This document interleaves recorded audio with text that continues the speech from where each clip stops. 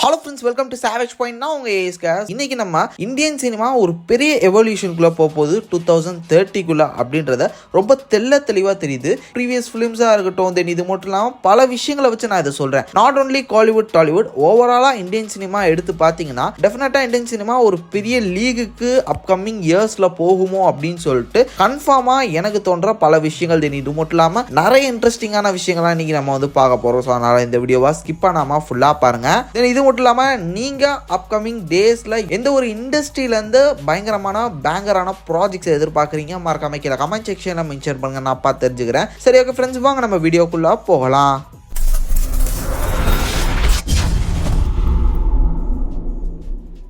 So S, just ஒரு possibilities அப்படின்ற அந்த ஒரு வார்த்தையை வச்சு நான் இதை வந்து ஆரம்பிக்கிறேன். கிட்டத்தட்ட 2030 நிச்சயமாக வேர்ல்டு வைடு ஒரு பெரிய மார்க்கெட்டை இந்தியன் சினிமா பிடிச்சிரும் அப்படின்னு நான் நினைக்கிறேன். வேர்ல்டு வைட்னும் போது இப்பயும் வேர்ல்டு வைடில் எல்லா படங்களும் ரிலீஸ் ஆகுது ப்ரோ அப்படின்னு கேட்டிங்கன்னா அந்த வேர்ல்டு வைட் சொல்லலை. இப்போ ரீஜனல் லாங்குவேஜஸ் மட்டும் வந்து பார்த்தீங்கன்னா ரிலீஸ் ஆகிட்டு இருக்கு. Proper world wide, proper pan world film அப்படின்னா இப்போ எப்படி நம்ம இந்தியாவில் இருக்கக்கூடிய ரீஜனல் லாங்குவேஜஸில் டப் பண்ணி படங்கள் ரிலீஸ் ஆகுதோ அது மாதிரி வேர்ல்டில் இருக்கக்கூடிய ரீஜனல் லாங்குவேஜஸ் லைக் ஹாலிவுட் படம் எப்படி டோட்டலாக வேர்ல்டில் இருக்கக்கூடிய பல லாங்குவேஜஸை டப் பண்ணி ரிலீஸ் பண்ணுவாங்க அட் அ டைமில், அது மாதிரியான ஒரு ஸ்டேஜ், அது மாதிரியான ஒரு லீகுக்கு போகிறது தான் பேன் வேர்ல்ட். அதை இப்போ வரையும் ப்ராப்பராக பண்ணிட்டு இருக்க ஒரே இண்டஸ்ட்ரி ஹாலிவுட் மட்டும்தான். அதை வந்து டச் பண்ணுவாங்க அப்படின்னு எனக்கு தோணுது.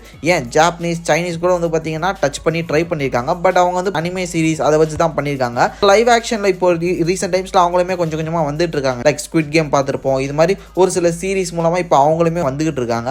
அந்த இடத்துக்கு நம்ம இந்தியன் சினிமாவும் போகும் அப்படின்னு நான் சொல்கிறேன். எதை வச்சு ப்ரோ சொல்கிறீங்க அப்படின்னு சொல்லிட்டு கேட்டிங்கன்னா, அஃப்கோர்ஸ் ராமாயணான்னு சொல்லிட்டு ஒரு ப்ராஜெக்ட் வருது. அந்த ப்ராஜெக்ட் ஹாலிவுட்லேயும் ரிலீஸ் பண்ணுறதுக்கான பிளானிங் இருக்குது. அந்த மாதிரியான ப்ரொடக்ஷன் ஹவுஸ் அந்த வார்னர் ப்ரோஸோட கொலாப் பண்ண போகிறாங்க அப்படின்ற மாதிரி சொல்கிறாங்க. English dubbing, Chinese dubbing, so இது மாதிரி அந்தந்த ரீஜனல் லாங்குவேஜஸில், ஸோ எல்லா வேர்ல்டு வைடில் இருக்கக்கூடிய எல்லா லாங்குவேஜஸ்லையும் இல்லைனாலும் பர்டிகுலராக மெயினான லாங்குவேஜஸ் இருக்குல்ல, சைனீஸ், இங்கிலீஷ், ஃப்ரெஞ்ச், அதுக்கப்புறம் இந்தியாவில் இருக்கக்கூடிய ரீஜனல் லாங்குவேஜஸ், ஜாப்பனீஸ், இது மாதிரியான ஒரு சில முக்கியமான லாங்குவேஜஸில் மட்டும் ஒரே நாளில் சேம் டேல ரிலீஸ் ஆகிற மாதிரியான விஷயம். இது வந்து ராமாயணா அந்த ப்ராஜெக்ட்டுக்கு நிச்சயமாக நடக்க வாய்ப்புகள் இருக்குது. அதுக்கான ஒர்க்கை தான் வந்து பார்த்தீங்கன்னா அவங்க ஃபுல் ஃப்ளெஜாக பண்ணிட்டு இருக்காங்க. நாட் ஓன்லி ராமாயணா, அட்லியான அல்லு அர்ஜுனோட ப்ராஜெக்ட்டும் டெஃபினட்டாக இதை ப்ரீச் பண்ணும். அதுக்கு தான் அவங்க டார்கெட் பண்ணி பிளான் பண்ணிட்டு இருக்காங்க. Then Mahesh Babu and Rajamouli sir, so இவங்களோட ப்ராஜெக்ட்டும் நிச்சயமாக அதை டச் பண்ணும் நான் நினைக்கிறேன். ஒரு பெரிய பட்ஜெட் படம். தென் இது மட்டும் இல்லாமல் சேம் ஸ்ட்ராட்டஜி தான் வந்து பார்த்தீங்கன்னா அவங்களும் ஃபாலோ பண்ண போகிறாங்க. படத்தோட ப்ரொமோஷனே ஜேம்ஸ் கேமரானை வச்சு பண்ணலாம் அப்படின்ற ஐடியாவில் அவங்க இருக்காங்க. அப்படி பார்க்கும்போது நிச்சயமாக அந்த லெவலுக்கு இந்த ஒரு இண்டஸ்ட்ரியை வந்து கொண்டு போகணும் அப்படின்ற செயலை வந்து பார்த்தீங்கன்னா அந்தந்த இண்டஸ்ட்ரி எடுத்து வச்சுக்கிட்டு இருக்காங்க.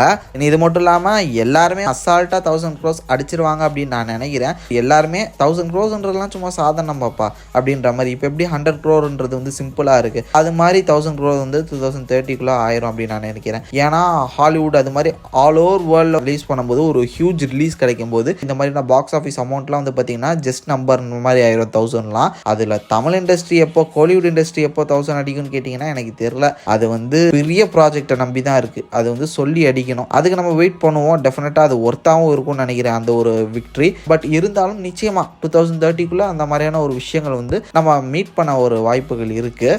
இது மட்டும் இல்லாமல் ப்ராப்பரான ஆன்டிசிபேட்டடான பல ப்ராஜெக்ட்ஸை சூப்பராக அடுக்கி வச்சிருக்காங்க இந்தியன் சினிமா. அதில் ஒவ்வொரு இண்டஸ்ட்ரியை எடுத்து பார்த்துக்கிட்டிங்கன்னா பாலிவுட் சைடு எனக்கு தெரிஞ்சு பெரிய ப்ராஜெக்ட்ஸாக இருக்கக்கூடியது இந்த ராமாயணா. தென் இது மட்டும் இல்லாமல் யாஷ்ராஜோட ஸ்பை யூனிவர்ஸ், அந்த மாட்டாக் யூனிவர்ஸ், இது மாதிரியான விஷயங்கள்லாம் இருக்குது. மேபி இதை வச்சு அவங்க ஒரு பெரிய புஷ் அவங்க இண்டஸ்ட்ரிக்கு கொடுக்கலாம். டாலிவுட் எடுத்துக்கிட்டிங்கன்னா சொல்லவே வேணாம், இருக்கிற எல்லா ஹைப்பான ப்ராஜெக்டும் அவங்க தான் அடுக்கி வச்சிருக்காங்க.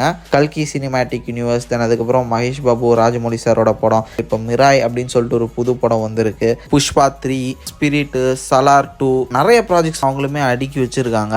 மறுபக்கம் கன்னடா சினிமா, ஸோ அவங்க வந்து காந்தாரா ஃப்ரான்ச்சைஸை வந்து பார்த்தீங்கன்னா பில்ட் பண்ணுற மாதிரி அதுக்கான படங்களை வந்து ரெடி பண்ணிட்டு இருக்காங்க. கேஜிஎஃப் சாப்டர் 3 டெஃபினட்டாக 2030 வந்துடும். ஒரு பெரிய படமாக டாக்ஸிக் ரெடி ஆகிட்டு இருக்கு. மறுபக்கம் மலையாளம் இண்டஸ்ட்ரி எடுத்துக்கிட்டிங்கன்னா அவங்களும் இப்போ யூனிவர்ஸ்குள்ளே இறங்கிட்டாங்க. இந்த லோகா யூனிவர்ஸ் மூலமாக பெரிய ஒரு பார்ட் சீரீஸ் ரெடி பண்ணிக்கிட்டு இருக்காங்க. அவங்க பெரிய லெவலில் அந்த பாக்ஸ் ஆஃபீஸ் வைஸாக இல்லைனாலும் இப்போ அவங்களுமே அந்த மாதிரியான பிக் லீக்ஸில் ஸ்டெப் பை ஸ்டெப்பாக வர ஆரம்பிச்சிட்டாங்க. அடுத்து தமிழ் இண்டஸ்ட்ரி, இங்கேயுமே பெரிய பெரிய ப்ராஜெக்ட்ஸ் இருக்குது. Like Jailer 2, Kamal Haasan sir and Rajinikanth சாரோட கொலாப் பண்ணி லோகேஷ் கனகராஜ் எடுக்கக்கூடிய படம். தென் சங்கர் சாரோட வேல் வேல்பாரி. ஸோ அது வந்து பெரிய கம்பேக்காக இருக்கும் சங்கர் சாருக்கு அப்படின்ற மாதிரி எதிர்பார்க்குறாங்க. இது மாதிரி தமிழ் இண்டஸ்ட்ரியிலேயுமே அப்கமிங் ப்ராஜெக்ட்ஸ் வந்து ஒரு லிஸ்ட் இருக்கு. இது மட்டும் இல்லாமல் ஃபியூச்சரில் நிறையா விஷுவல் எஃபெக்ட்ஸை நம்பி மட்டுமே இருக்கக்கூடிய படங்களாக நம்ம பார்ப்போமோ அப்படின்னு எனக்கு என்னமோ தோணுது. ஏன்னா அதுக்கேற்ற மாதிரி அடித்தளம் போட்டு வரக்கூடிய படங்கள் அப்கமிங் ஃபிலிம்ஸ்லாம் நம்மளால் பார்க்கும்போது ஓகே, இனி ஃபியூச்சர் சினிமா இது மாதிரி லைக் ஹாலிவுட் ஸ்டாண்டர்டில் விஷுவல் எஃபெக்ட்ஸோட இருக்கக்கூடிய படங்களாக தான் இருக்குமோ. ஒரு சாதாரண படங்கள்லாம் வரது ரொம்ப ரேர் ஆகி எப்படி ஹாலிவுட்டில் சும்மா வர படமே விஎஃப்எக்ஸ் அள்ளி தூக்கி எடுத்து வருவானுங்க, அது மாதிரியான படங்கள்லாம் நம்மளோட இண்டஸ்ட்ரியும் வருமோ அப்படின்னு தான் நான் நினைக்கிறேன். ஏன்னா அதுக்கு எக்ஸாம்பிளுக்கு எடுத்துக்கிட்டிங்கன்னா லோகா, லைக், மிராய் இது மாதிரி வரக்கூடிய ப்ராஜெக்ட்ஸ் எல்லாமே வந்து பார்த்தீங்கன்னா ஹை பட்ஜெட்டாக ஹை வேல்யூவா ரொம்ப விஎஃப்எக்ஸ் ஸ்டாண்டர்டாக இருக்கக்கூடிய ப்ராஜெக்ட்ஸாக வருதுன்றனால இது ஒருவேளை இந்த ப்ராஜெக்ட்ஸ்லாம் சக்ஸஸ் ஆச்சுன்னா அப்படியே டபுள் மடங்காக வந்து பார்த்தீங்கன்னா இதுக்கான ப்ரொடக்ஷன் வந்து இன்க்ரீஸ் ஆகும். அப்படி பார்க்கும்போது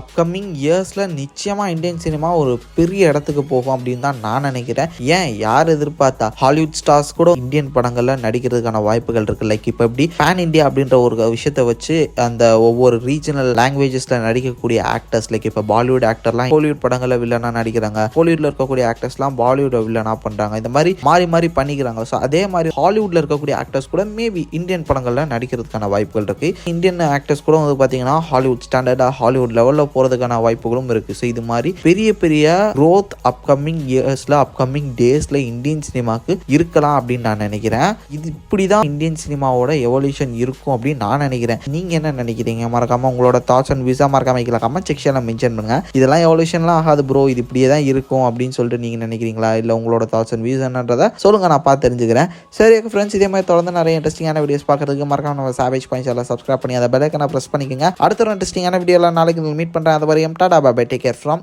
A Square.